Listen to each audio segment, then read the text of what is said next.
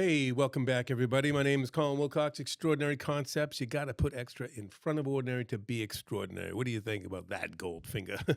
What do you got for me today? We got some questions to answer, and I'm ready to just get right into it. Let's just get right into it. Okay. First question. Who is the most valuable audience a restaurant has? Well, I think it's obvious, and I hope customers think restaurant owners think it's obvious, but it's the customers that are sitting in your seat right now. It's not the ones that leave. It's not. It's the ones that are actually sitting in your seat at this moment. So if you're in your restaurant, take a quick look around, and those people are the most valuable customers you have. So I hope that answers the question, and I hope it's obvious. Those are the people that you want to try to continually get to come back, and you want to try when they leave the restaurant.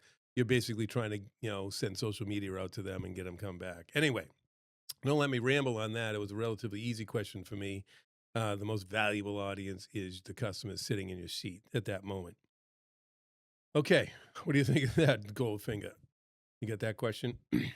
Why do you think we overlook the customers already sitting in our restaurant? So, why do we overlook the customers that are already sitting in the restaurant? I think the reason we're overlooking them is because they're already there. So, we're like, oh, the customers are there. Great. I'm busy. That's awesome. But now I'm also looking for tomorrow. I want to get more customers in. I want to think of rather than, I think a lot of customers aren't really embracing the value of, like I said, the customers that are actually sitting in your seat today. And getting them those that's the moment. That's when you want to try to really say, hey, okay, before they leave this restaurant, I want to make sure that their experiences was amazing, their memories were amazing, and then I don't have to work so hard to get them to come back. So I think they're being overlooked. I think people think, okay, I'm full, and then when you're not full, you're kind of saying, okay, how do I get those customers come back? But really, it's from the inside out. You want to build your business. Anyway, what do you think of that, Goldfinger? I mean, do you have anything to say on that? Why do you think the customer's overlooked? And it's just common sense. Common sense to do those kind of things. But when you're really kind of in it and you're really busy, you just kind of want to make sure that you're taking care of the customers, and you just forget, or don't realize. Another question we've got from Goldfinger is when does a restaurant have a guest undivided attention? So the guest has the restaurant's. The restaurant has the guest's undivided attention. Um, I call it the money moment. Undivided attention, guaranteed for every patron, every person that comes into your restaurant. The undivided attention moment, the money moment, is as soon as they get that menu and they lift it up to their face. Once they're looking, bam, they got their. That's the best moment. That's the undivided attention. They're looking to buy. They're looking at whatever content you have on the menu, and they actually want you to discover things. They want you to give them information. They want that kind of stuff. Unfortunately, some restaurants, or a lot of restaurants, like I would say, Cheesecake Factory is an example, but they actually seem to be do well with their menu. I don't get it, but there's too much. There's a choice overload. They have too much stuff on the menu, and there's a statistic that when people are looking at a menu, they actually only read or absorb 25% of that menu. So 75% of the things that you have on there, they're not even looking at. So best attention is that 3-minute moment where the guests are looking up, they have undivided attention, and they want to buy. What do you think of that answer there, Goldfinger? Any questions? Any kind of? I love people to leave comments down below and say, Colin, I think you're totally off base with that. Or you can even say, well, I completely agree with that, and this is what I think, or this is how I kind of help that situation. All right, let's see what we got going on. What are guests actually looking for when they pick up their phones? Because I think the last video I talked about how 75% of customers are going to pick up their phones and look at it at some time during their restaurant stay. And what are they looking for? I think they're looking for just they either bored, they don't like to be with the person they're around. It's sad, but there's an addiction to it. You'll see some people just stack their phones in the middle of a table and say the first one to pick up the phone has to pay for the tab, and unfortunately people have to do those kind of games in order for them to not pick up their phone. I think it's a habit. People are just really into a habit. Is like they're just sitting there, just constantly flipping and looking at it. So, what are they looking for? I don't know, even know if they know what they're looking for, but they absolutely do it. They look at their phone. I think they're looking for entertainment. They might be looking for comfort. They might be looking, feel like they're in an awkward moment with somebody, or somebody's at the bar and then somebody's talking to them, and they pick up their phone and look at it. It's a tool. It's a distraction tool, and I think it's a very comfortable tool for the guests and humans and me included. For you just to pick it up and start looking at it. Like I got all my questions right here on the phone. That's why I'm looking at my phone here is because I get the questions on it. But anyway, ideally, you want to try to create an environment where they don't necessarily need to be on their phone often, or don't they decide to choose your experience that you're providing them other than looking at their phone. But I'm not saying that the phone is a bad tool in your restaurant because you can take advantage of the habits that they have in the restaurant by one of them being looking at a phone. Let's see. Any questions? Anything on that, Goldfinger? He doesn't have a phone. He's not responsible enough to have a phone, so I don't allow him to. And people can't really hear him. So what's the point? What opportunities are restaurants missing during those few minutes? A few minutes, I guess, that we're talking about is the money moment. And I think that the opportunities they're missing is the idea that they only see 25% of the content that they're providing through a menu. So only 25%. And when they're reading a menu and when reading their text, they're really not they're not absorbing a lot of information. So that 3 minutes is an opportunity. In restaurants will inundate you with table tents, and you got a drink menu, you got a specials menu, you got your regular menu, you got what's going on table tents, you got all this information just laid out. Um, I kind of find it funny. And I think, over time we'll sort of adjust to this. I know that the e-commerce has adjusted to this, excuse me. But catalogs, we don't really receive catalogs anymore because it's just a lot of paper to look at, a lot of things to read.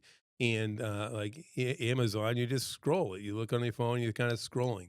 And that's not bad. That's not a bad thing. That's sort of the way the world is working these days. That's sort of the way they take information in. But essentially, sometimes I feel like the menus are just catalogs, and then the other opportunity is on the phone.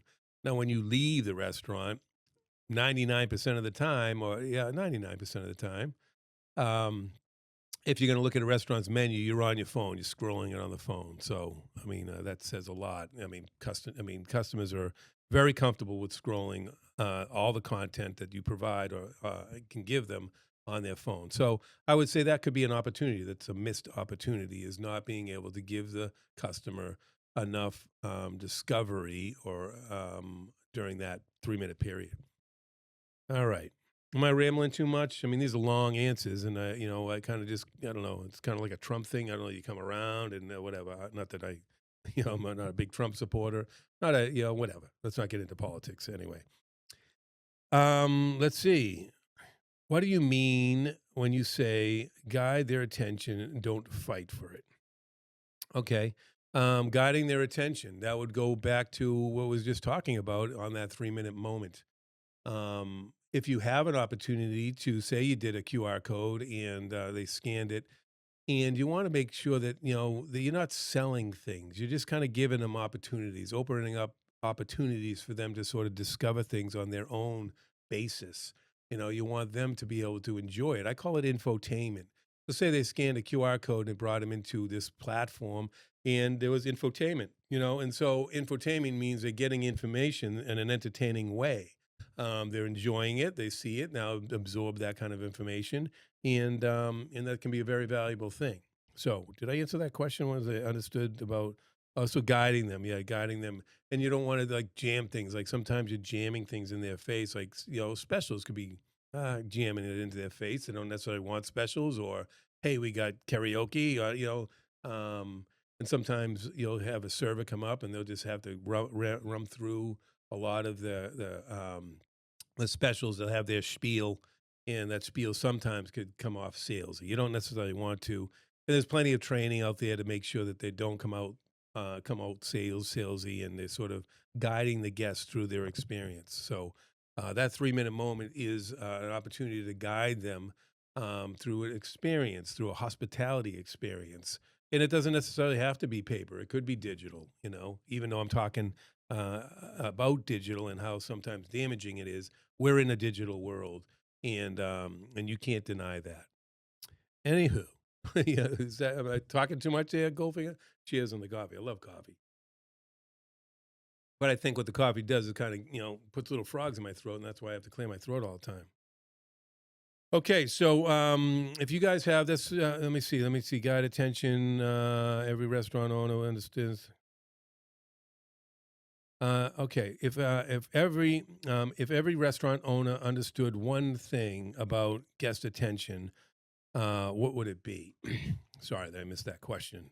Gold, where are you on that, Goldfinger? He's supposed to be my guide. He's supposed to help me with that. So, one more time, in case you didn't hear that question, is if every restaurant owner understood one thing about guest attention, what would it be? I would have to say value. That it is the most valuable commodity out there.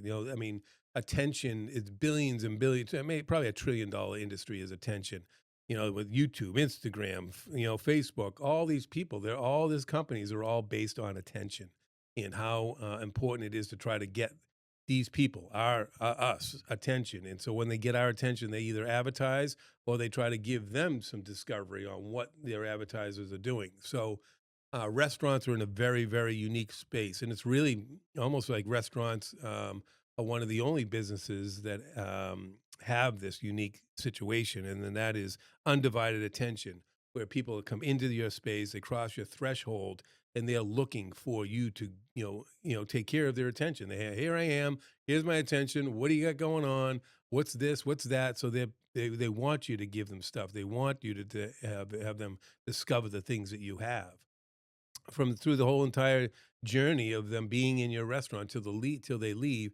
They're very open to you giving them experiences, and part of giving them experiences is having them discover things about your restaurant or about your space, and then being excited about the discoveries they find. So that's it for today. Do you have anything, Goldfinger, you want to share? Leave a comment down below of some questions that you might want me to answer. But I'm going to be doing these things once a week, and me and Goldfinger, we'll be sitting here, and you can even leave a question for Goldfinger. I don't know if he'll answer it live, but he might definitely answer it in the comments. And thank you very much, guys, and I'll see you guys at the next video. And don't forget, you got to put extra in front of ordinary to be extraordinary. I'll see you guys later.